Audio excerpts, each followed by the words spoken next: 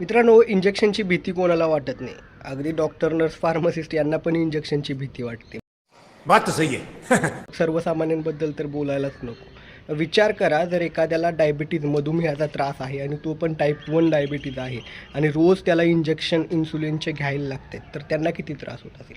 तुम्हाला कधी प्रश्न पडला आहे का की हे इन्सुलिन टॅबलेट स्वरूपात का नाही, हे इन्सुलिन इंजेक्शन स्वरूपातच का आहे. तर याबाबतच इंटरेस्टिंग फॅक्ट बघणार आहोत आणि आत्ता रिसर्च जे सुरू आहे त्याचा काय स्टेटस आहे, असे इंटरेस्टिंग फॅक्ट आपण बघणार आहोत. तर लक्षात घ्या, इन्सुलिन हे जे आहे अर्थात ते एक प्रकारचं प्रोटीन स्वरूपातलं संप्रेरक आहे, जे की तुमच्या पॅनक्रिया अर्थात ज्याला आपण मराठीत स्वादुपिंड म्हणतो त्यातल्या बीटा सेल त्याला सिक्रेट करतात आणि ते तुमच्या रक्तातली शुगर अर्थात ब्लड ग्लुकोज लेवल मेंटेन करत असतं.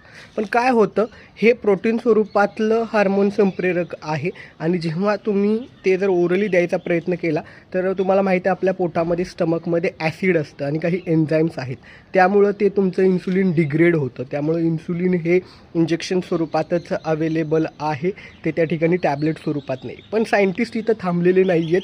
सायंटिस्टनी आता या ठिकाणी इन्सुलिन जे आहे ते टॅबलेट स्वरूपात कसं देता येईल यासाठी संशोधन सुरू आहे. मग बायोटेक्नॉलॉजी असेल, पॉलिमरनं कोटिंग करणं असेल, याबाबत या सगळ्यामध्ये संशोधन सुरू आहे आणि आशा आहे की लवकरच इन्सुलिन टॅबलेट स्वरूपात पण येऊ शकतं.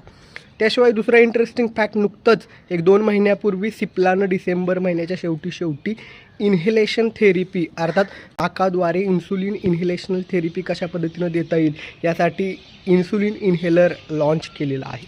तर मोठ्या प्रमाणावर यावर संशोधन सुरू आहे. हा संशोधनाचा विषय आहे. तुम्हाला ही माहिती होती का? जर तुम्हाला ही नवीन माहिती, हा फॅक्ट आवडला असेल तर व्हिडिओला लाईक करा.